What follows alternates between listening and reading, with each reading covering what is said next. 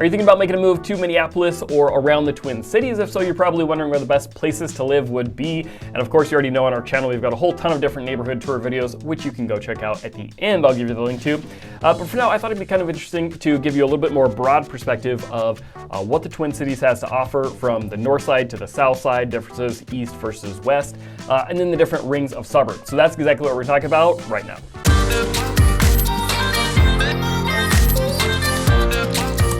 Of course, I gotta remind you to subscribe to the channel, but I also want you to know I genuinely love getting text calls, emails from folks on YouTube. So if you have any questions about living in Minnesota, make sure you grab my info in the description below and don't hesitate to reach out. All right, let's get into it. So first, I want to talk about living in or between the two downtowns. So specifically the more urban lifestyle between Minneapolis and St. Paul. And in case you aren't familiar with kind of our geography around the area, it's called the Twin Cities because our two main cities are so close together right along the Mississippi River. So with it, you're going to find obviously that more urban lifestyle that people really enjoy downtown. So with the downtowns, I'm primarily going to be talking about condo and high-rise buildings, which are going to be connected with miles and miles of skyway systems, both in Minneapolis or St. Paul, regardless of which one you're looking at. So that can be a really, really convenient way for people that live downtown to be able to get in between buildings. Grocery stores are connected, restaurants, different things like that, but also work, or even if you're going to friends' homes that live also downtown, you can just take the skyway system right through it, which is really, really nice in the winters, which you might have heard of are a little bit chilly and tons of snow. So that's what you're going to expect from downtowns. Lots of grocery stores and different things that you can access from the systems there. As you can imagine, there's a ton of different things to do in the downtowns, from going to some big name concerts at the Xcel Energy Center to all the different museums. We've got a ton from the Children's Museum, Science History Museum, and a bunch of smaller ones as well. But we've also got the light rail system that connects the two downtowns. So you can go from St. Paul, for example, over to a Twins game at the stadium in Minneapolis, or catch a concert at Target Center as well. And it also goes all the way down to the Mall of America and the airport. So if you live downtown, you can get really easy access if you're commuting like for work. Condos in the downtown area can start generally in the mid 100s right now for basically a studio, something very basic. And then they can go all the way up, sky's the limit. We've actually got a $4 million penthouse right now in Minneapolis that's for sale. So it's literally got something for everybody's price range.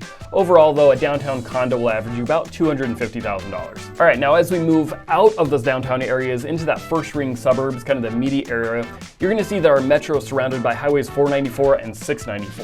So if you're looking at homes outside the downtowns, but within that ring, what you're going to find is generally homes that are built in the early to mid 1900s.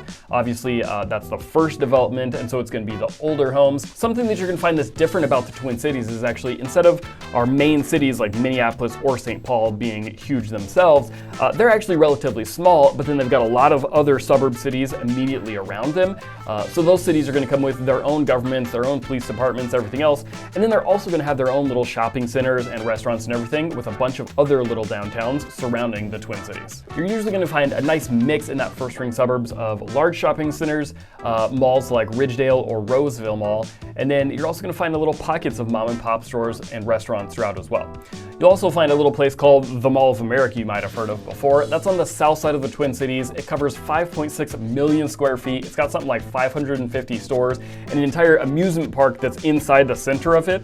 You can actually fit 9 Yankee stadiums inside the Mall of America. So it's a huge attraction. People that love that will naturally go to the south side of the metro a little bit. Obviously, there's a big concentration of restaurants specifically in the downtowns, but for those first ring suburbs, you've either got a few options out there as well, or you got a quick drive downtown for a date night or something. So real estate in the first ring suburbs, again, mainly older homes in this price range. You're going to be looking somewhere between about $250,000 and $400,000 right now. A lot of these homes are going to be a 1-story Rambler style home or maybe a 2-story. There's been a lot of expansion and development happening across the metro, so you will find in the first ring a number of newer condo buildings that are going up, and with those you're going to get kind of a hybrid of downtown lifestyle with a little bit of suburban feel since you're a little bit further out of the metro.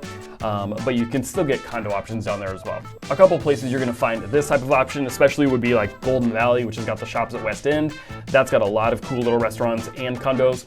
But then also in Edina, as we've talked about in other videos, they've been doing a lot of revitalization, huge demand in that area. So they'll come in, tear down the older homes, put in some new really nice luxury homes so that people can get in the school district with the amenities they want to be, but have an updated home as well.